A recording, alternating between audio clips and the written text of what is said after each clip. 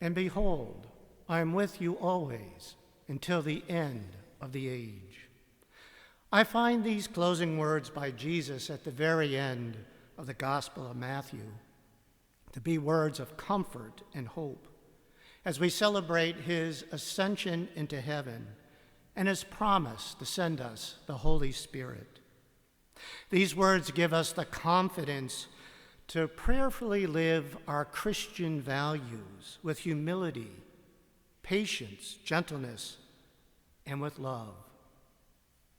But most especially, these words, I am with you always, has renewed meaning and power for me this Memorial Day weekend as we struggle through the coronavirus pandemic that has impacted all of our lives.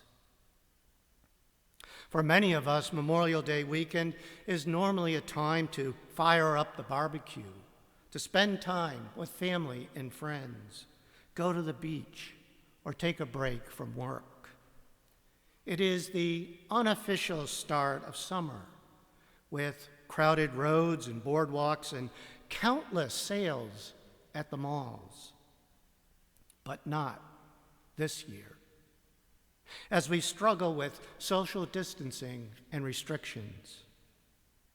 Perhaps this year, on Memorial Day, we will have an opportunity to pause and to reflect on the powerful words by Jesus to his apostles, reminding them and us, 2,000 years later, we are not alone, that he is with us. I grew up in a small town in northern Connecticut, where it is a long-standing tradition to celebrate Mass at the cemetery on Memorial Day. And each year as I walk the cemetery with my mom, she tells me what it was like growing up during World War II.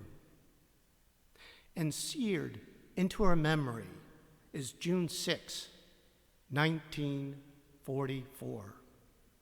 When the world hung in balance during the D-Day invasion in Normandy to free Europe. On that day, 76 years ago, there was much uncertainty and anxiety and fear and sorrow for loved ones and friends, much like the circumstances we find ourselves in today. And when news of the invasion became known, churches began to fill up as early as 4 a.m. in the morning. Friends and neighbors knelt in prayer on their porches of their homes. President Roosevelt called for not just a single day of prayer, but a continuance of prayer, saying, as we rise to each new day, and again when each day is spent, let words of prayer be on our lips. God was with us that fateful day. He did not abandon us, just like he did not abandon his disciples who waited in prayer after the ascension in the upper room in Jerusalem to be filled with the Holy Spirit on Pentecost. He is with us, his church, always, at all times, and in all ages over the past 2,000 years, during our most difficult times and trials. And yes, he is with us now during the pandemic, and he will continue to be with us always, simply because, as we heard last week in Father Carlos's homily, he loves us. I am with you always are words that give us hope and empower us, you and me, to go forth into the nooks and crannies of society, to be Christ's witnesses, because no matter the circumstances or whatever difficulties we face, God is with us. He sends us the Holy Spirit to stir into flame the gift of God within each of us that will unleash the power of his love and mercy in our lives and in the lives of others. Christ. Christ is also present to us in a new way, in a new body, his church, in you and in me. We are not alone. We have each other. We need each other, most especially during these days of isolation, loss of employment, sickness, and grief. He calls each of us to be his witnesses to the world by being Christ for one another. Some of us are called to be Christ for others on the front lines.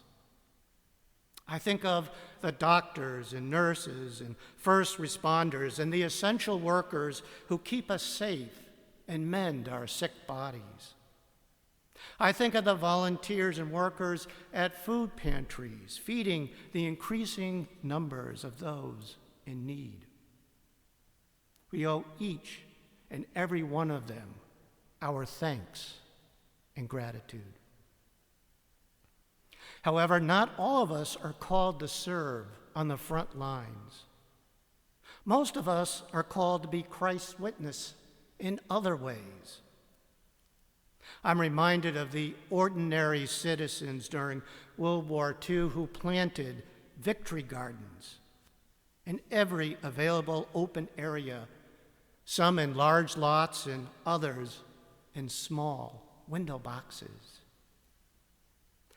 20 million ordinary families fed a nation.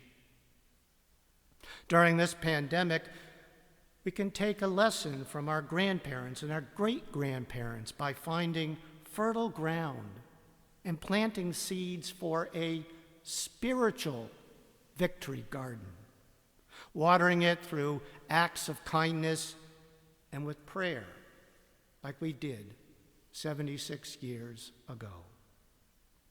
And even if we're praying virtually, our prayers provide a sense of connectedness and hope to those who suffer, those who grieve, those who are filled with anxiety.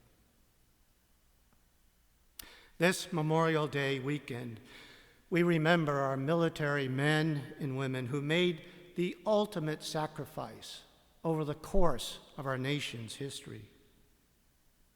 But I think this year, we will also remember the doctors and nurses and first responders and essential workers who also gave their last full measure of devotion to a grateful nation. It is now up to us, the living, to carry forward their torch into the world by bearing witness to the power of Christ's love. Our task will not be easy. It will be hard. We might not always succeed. But let us not be afraid, because Christ is with us always until the end of the age. God bless you.